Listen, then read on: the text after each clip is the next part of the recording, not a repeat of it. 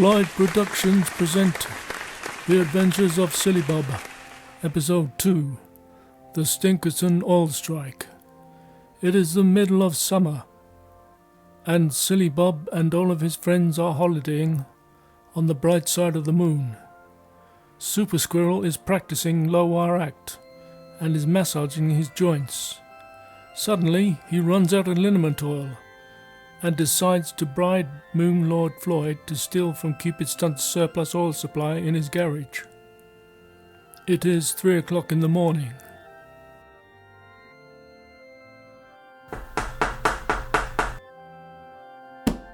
There, oh, come in. Come in. Come in.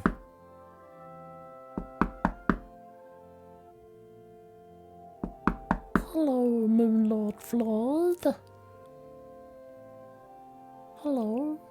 Hello, Super Squirrel. What do you want at this unmoonly second?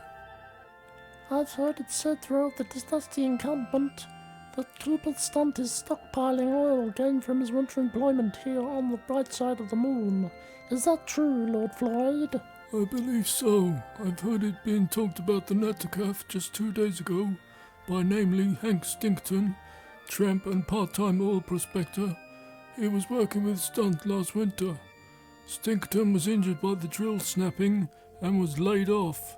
Stunt stole his share of the oil and keeps it in his garage. We'll have to have a talk with Cupid Stunt to steal fucking Hank Stinkerton's oil back. It really isn't right, you know. Let's go and wake him up. Agreed. And so, Super Squirrel and Floyd get on their nitroglycerin roller skates to go to Cupid Stunt's house to question him about the oil that was stolen from Hank Stinkerton.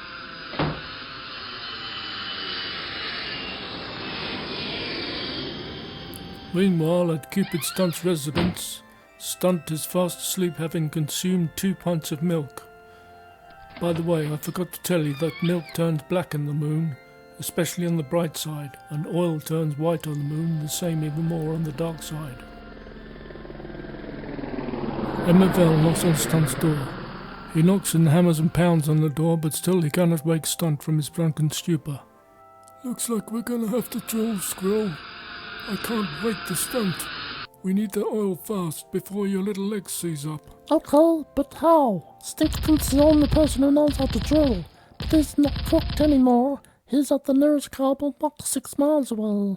Let's go. And so they mount their roller skates. Soon they arrive at the portable cardboard Stinkerton residency. He is fast asleep, his smelly feet protruding from the box. Hank! Hank! Wake up! Hank! Wake up! Wake up, Hank! Wake up! Wake up, Hank! Hank! Hank!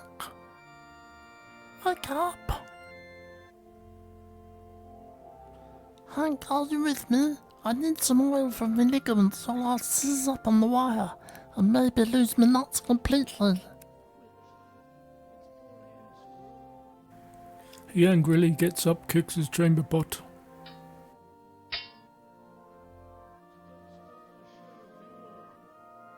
Yes, we know that. Stunt's unconscious, and we're gonna have to drill the side of his garage to get your oil back.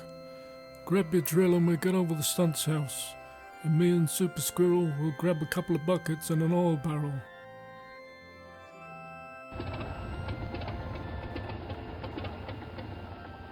The 3 of them return to Stunt's house, where they get to Stunt snoring loudly, and so Stinkerton plugs his drill in and starts work on the side of Cupid Stunt's garage, where the stolen oil is stored. It's tight on the wall of the garage, and Stinkerton can see by the bulge where to drill.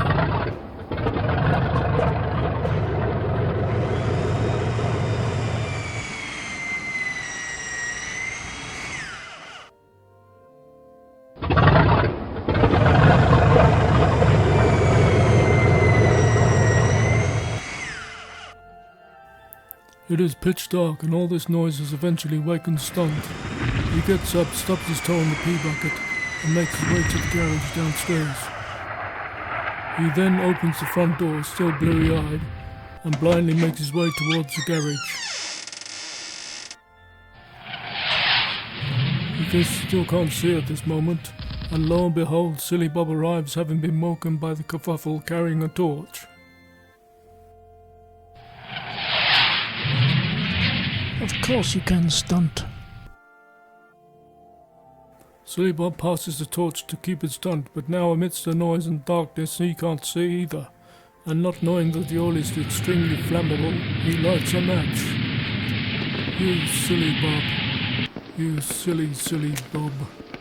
You silly Bob. You silly, silly, silly Bob. You silly Bob.